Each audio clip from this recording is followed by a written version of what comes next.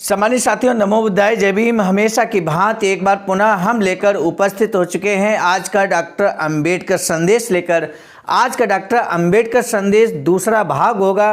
कल जो विषय संविधान के तहत अगर कुछ गलत बातें होती हैं तो जिम्मेदारी संविधान की नहीं बल्कि मनुष्य की धूर्तता की होगी, ये बात बाबा साहब कहते हैं। इसी विषय को लेकर आज का डॉक्टर अंबेडकर संदेश केंद्रित होने वाला है। पहला भाग कल हम लेकर उपस्थित हुए थे। सम्मानित साथियों, हम आपको बता दें, ये जो डॉक्टर अंबेडकर संदेश है इस 7 भागों में आज दूसरा भाग है। इन 7 भागों में हम संविधान की प्रक्रिया इस समय जो चल रही है, निर्माण की प्रक्रिया चल रही है, उसी को आगे कंटिन्यू करेंगे आज के डॉक्टर अंबेडकर संदेश में, जिसमें पेज नंबर 88 से 93 तक हम लेकर चलेंगे आपको। बाबा साहब डॉक्टर अंबेडकर संपूर्ण वाङ्मय खंड 40 में पेज नंबर 88 से 93 तक क्या कुछ आज हम देखने वाले हैं। कुछ आर्टिकल्स को लेकर बाबा साहब की यहाँ पर जो मसौदा समिति है, जिसके बाबा साहब अध्यक्ष हैं प्रारूप समिति के, तो उस मसौदा समिति की तरफ से कुछ सुझाव प्रस्तुत किए गए।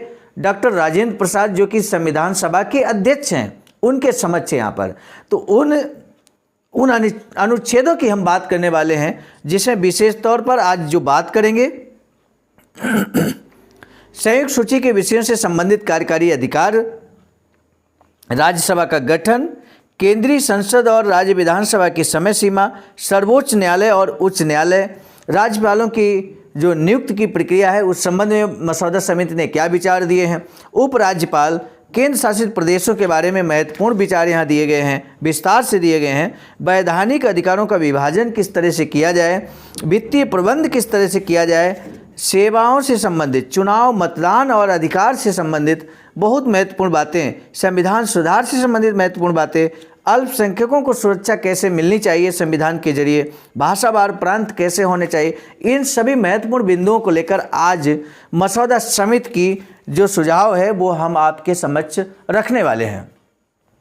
सम्मानित साथियों, भारतीय संविधान, अगर आप संविधान के अनुयायी हैं, आप संविधान के मार्ग पर चलने वाले हैं, आप संविधान को मानते हैं, भारतीय संविधान को मानते हैं, तो ऐसे में आज के डॉक्टर अंबेडकर संदेश को मिस मत कीजिएगा। हमारा ये विशेष निवेदन आपसे है।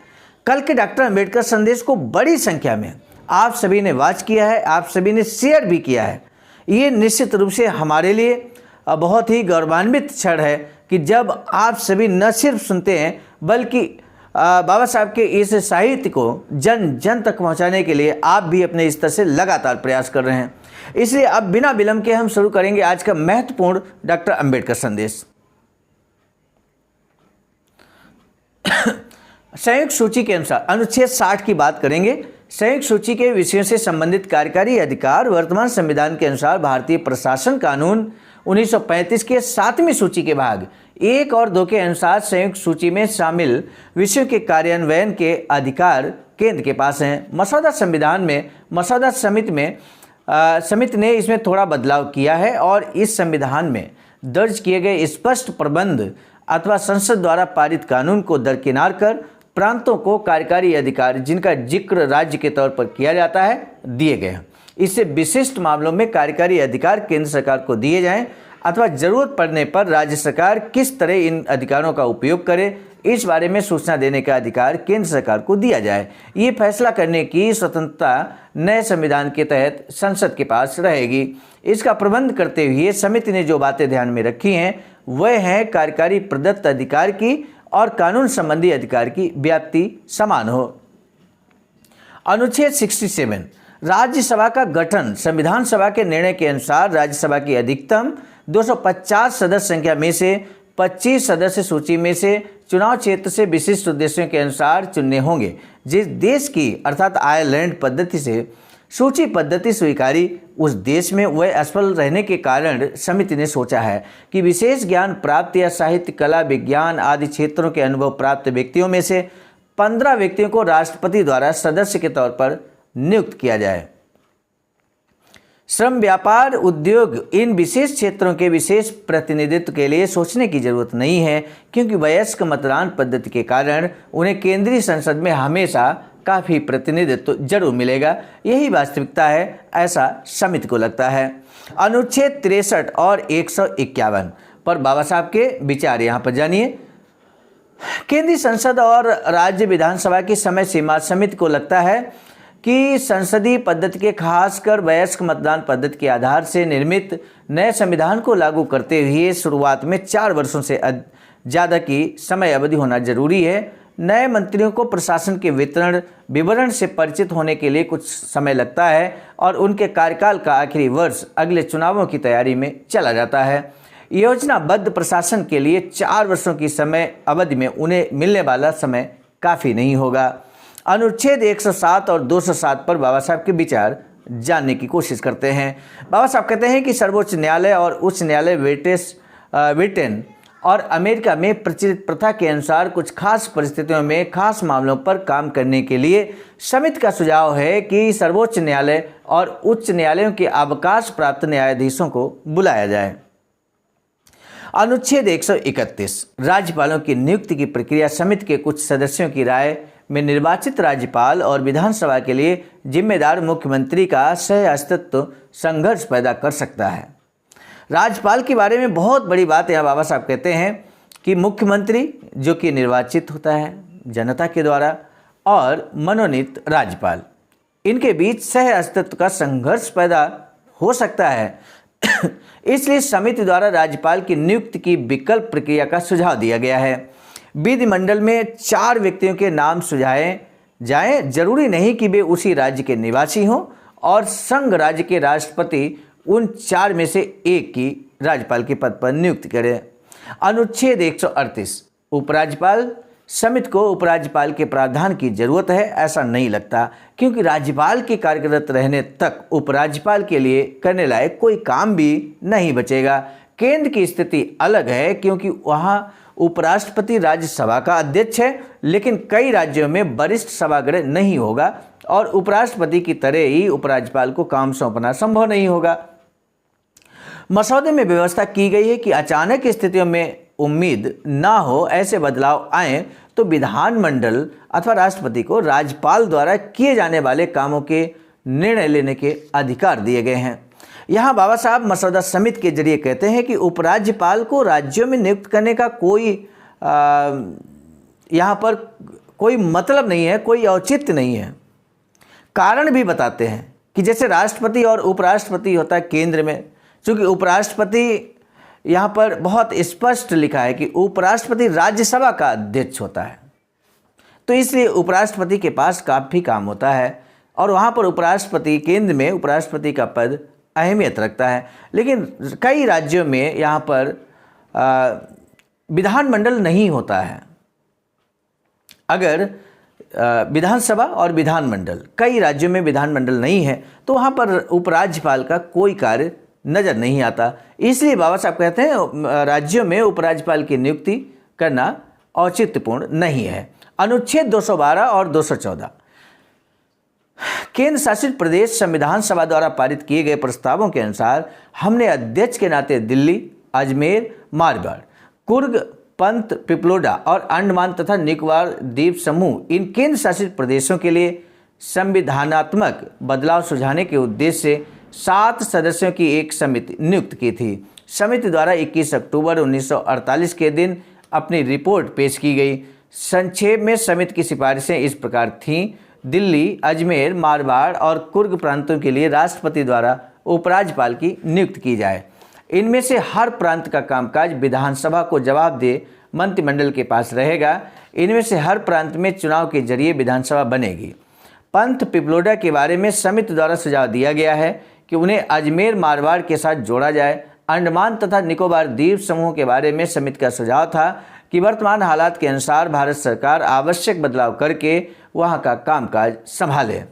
अलग शब्दों में कहें तो ये द्वीप समूह मुख्य आयुक्त के प्रांतों के रूप में रहेंगे। समिति के अजमेर, मारवाड़ और कुर्ग का प्रतिनिधित्व करने वाले सदस्यों ने समिति की रिपोर्ट के साथ अपना मतपत्र जोड़ दिया।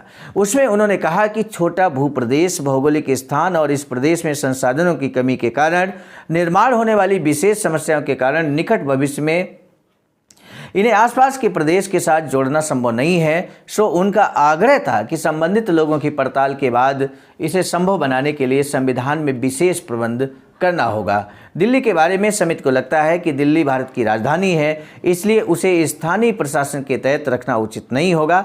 अमेरिका में सरकार का स्थान कहाँ हो, इस बारे में वैधानिक अधिकार का इस्तेमाल कांग्रेस ही करती है और ऑस्ट्रेलिया में भी यही हाल है। इसीलिए मसौदा समिति इस निर्णय तक पहुंची है कि अस्थायी समिति द्वारा जो सुझाव दिए गए हैं उससे व्यापक योजना होना जरूरी है।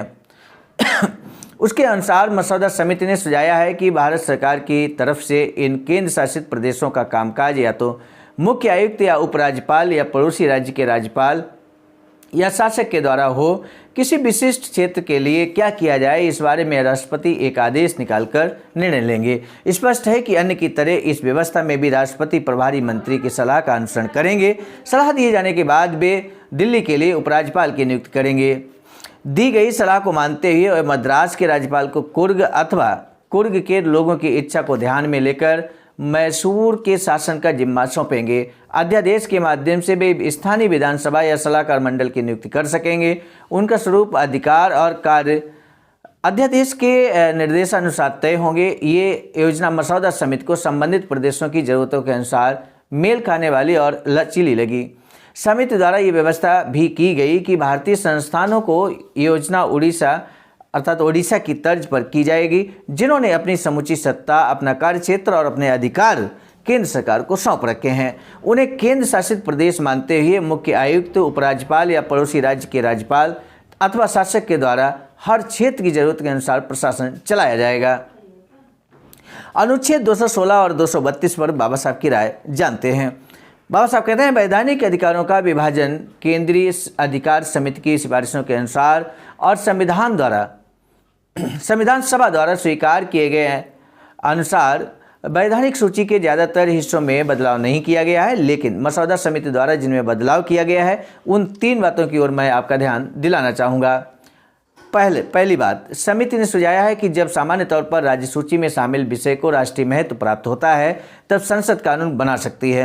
राज्य के अधिकारों पर अनावश्यक अतिक्रमण ना हो, इसलिए मसौदे में इस प्रकार प्रबंध किया गया है कि राज्यसभा में जहां राज्य के अंश के रूप में प्रतिनिधित्व होता है वहां 273 बहुमत से इस संदर्भ में प्रस्ताव पारित हो तो केंद्र इस प्रकार कर सकता है। समिति ने सोचा है, दूसरा सुझाव बाबा साहब देते हैं कि समिति ने सोचा है कि खेती की जमीन के अलावा अन्य संपत्ति पर विरासत के अधिकार का ही नहीं, उत्तराधिकार से संबंधित सभी विषयों को साझा सूची में शामिल करना योग्य रहेगा। इसी प्रकार जो मसले विभिन्न तरह के निजी कानूनों द्वारा फिलहाल तय होते हैं उन सभी मसलों को समिति ने समवर्ती सूची किया है। इसलिए इस मामले में भारत में एक समान कानून बनाना आसान रहेगा। अगला पॉइंट, बाबा साहब कहते हैं कि केंद्र के लिए भूमि संपादन केंद्र सूची में और राज्य के उपयोग के लिए भूमि संपादन का कानून राज्य सूची में शामिल किया गया है। समिति ने सुझाया कि जिन तत्वों के आधार पर संपादित की गई भूमि की भरपाई तय की जाएगी उन सभी मामलों को समवर्ती सूची में शामिल किया जाएगा, जिससे इसमें समानता आ सकेगी। इसके अलावा आजकल की विचित्र स्थितियों को ध्यान में रखते हुए जहां आवश्यक चीज़ों की आपूर्ति पर केंद्र के नियंत्रण की जरूरत है वहां के राज्यों में वहां के बारे में समिति का सुझाव है कि संविधान लागू होने के 5 सालों की तय अवधि तक आवश्यक चीज़ों का उत्पादन, आपूर्ति और आवश्यक वितरण प्रणाली, विस्थापितों की मदद और पुनर्वास, जरूरी चीज़ों का व्यापार और वाणिज्य समवर्ती सूची के विषयों के अनुसार ही रहेंगे। इस नीति को अपनाते हुए समिति ने भारतीय कानून 1946 के केंद्र सरकार और विधानसभा कानूनी प्रावधानों का अनुसरण किया है।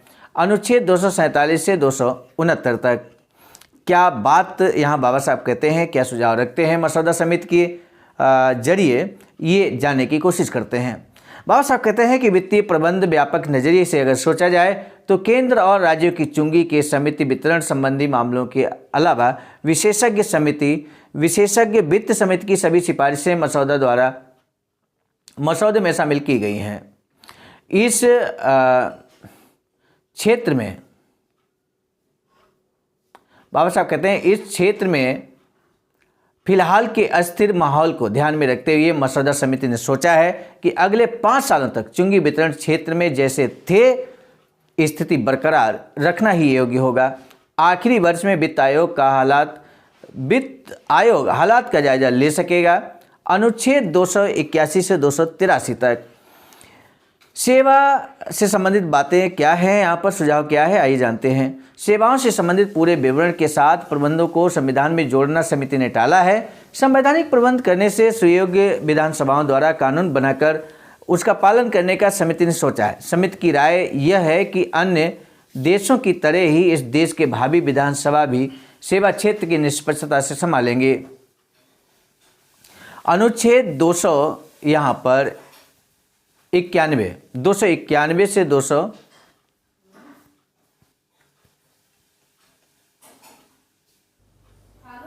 अनुच्छेद 291 से 289, यहाँ पर मेरे हिसाब से 289 से 291 होना चाहिए। चुनाव मतदान का अधिकार आदि से संबंधित विवरण संविधान में अंतर्भूत करने का काम सहायक कानून मंडल को सौंपा गया है। चुनाव क्षेत्र तय करने के लिए मतदान की जरूरत समिति को नहीं लगी। अनुच्छेद 304 में क्या सुझाव दिया है?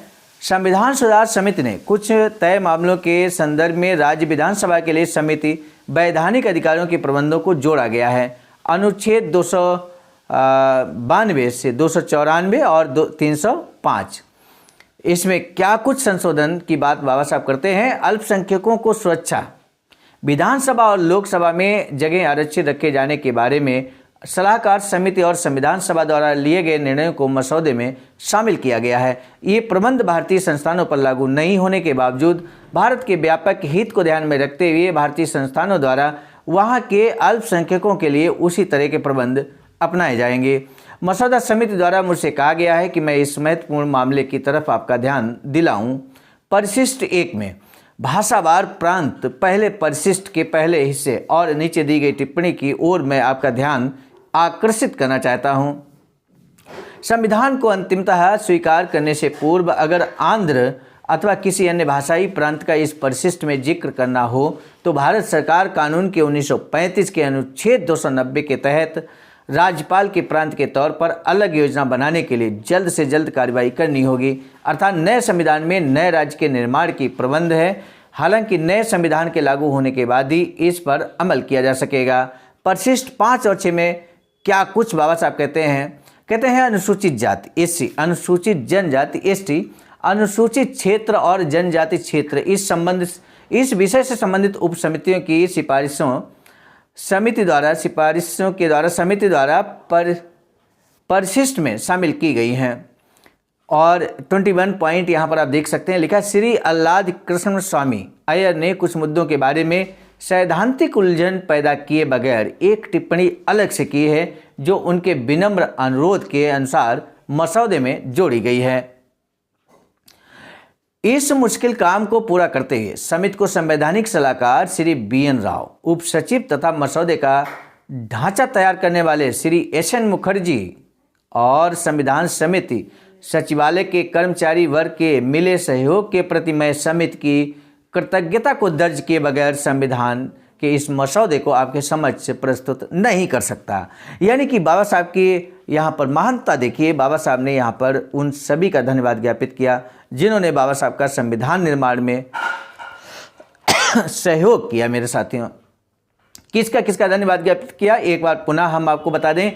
इस मुश्किल काम को पूरा करते हुए समिति को संवैधानिक सलाहकार श्री BN राव, उप सचिव तथा मसौदे का ढांचा तैयार करने वाले श्री SN मुखर्जी और संविधान समिति सचिवालय के कर्मचारी वर्ग के लिए मिले सहयोग के प्रति मैं समिति की कृतज्ञता को दर्ज किए बगैर संविधान के इस मसौदे को आपके समक्ष प्रस्तुत नहीं कर सकता। यानी कि बाबा साहब ने यहाँ पर सभी का धन्यवाद ज्ञापित किया जिन्होंने बाबा साहब का संविधान निर्माण में बड़ा योगदान दिया है। और इसके बाद आपका विश्वास पात्र VR अम्बेडकर। सम्मानित साथियों, यहाँ पर आज के डॉक्टर अम्बेडकर संदेश को हम यहीं पे समाप्त करने जा रहे हैं। हम आपको बता दें, अगले डॉक्टर अम्बेडकर संदेश में हम आपको बताएंगे, जनरली तौर पे ये प्रश्न किया जाता है कि क्या बाबा साहब ने अकेले ही संविधान बनाया है। तो अगले डॉक्टर अम्बेडकर संदेश में ये स्पष्ट हो जाएगा कि वास्तव में बाबा साहब ने अकेले ही संविधान बनाया है या कई लोगों ने मिलकर बनाया है। तो अगले डॉक्टर अम्बेडकर संदेश का जरूर बेसब्री से इंतजार कीजिएगा। आज का डॉक्टर अम्बेडकर संदेश अंत तक वॉच किया आपने, इसके लिए आपका तहे दिल से साधुवाद हम ज्ञापित करते हैं। लेकिन इसके साथ ही ये महत्वपूर्ण जानकारी, महत्वपूर्ण अम्बेडकर संदेश जन जन तक पहुंचाने के लिए आपने क्या वीडियो को शेयर किया है? यदि नहीं किया है तो वीडियो को अभी शेयर करने का कष्ट करें। आज का यहाँ पहला प्रश्न है, आप देख सकते हैं बोधिसत्व बाबा साहब डॉक्टर भीमराव अंबेडकर ने अनुच्छेद 67 में क्या कहा, और इसके बाद परिशिष्ट 5 और 6 में क्या कुछ जिक्र किया गया है, इस संबंध में आप बता सकते हैं। और ये महत्वपूर्ण आज का डॉक्टर अंबेडकर संदेश था। सम्मानित साथियों, हम आपको बता दें संवैधानिक सलाहकार कौन थे। एक सिंपल सा क्वेश्चन हम आपसे पूछ लेते हैं कि आपको बताना है कि भारतीय संविधान के निर्माण में जो संवैधानिक सलाहकार थे उनका नाम आपको बताना है, जिनका बाबा साहब ने धन्यवाद भी ज्ञापित किया। यहाँ पर आप देख सकते हैं, महसूस किया होगा, सुना होगा ध्यान से।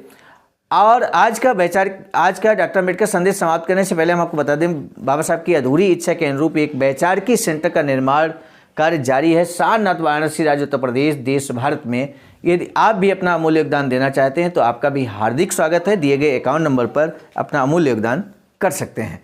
आज का डॉक्टर अम्बेडकर संदेश हम लेकर उपस्थित हुए थे मिशन नायक बुद्ध मित्र मुसाफिर सर, राष्ट्रीय अध्यक्ष आवाज का नई दिल्ली की प्रेरणा में, और साथ ही साथ संकलनकर्ता के रूप में परम आदरणीय विजय कुमार बौद्ध जी, प्रांतीय कोषाध्यक्ष आवाज का बिहार, प्रस्तुतकर्ता के रूप में मैं स्वयं सर्वजीत आर्य, राष्ट्रीय मीडिया प्रभारी, IT सेल आवाज का नई दिल्ली।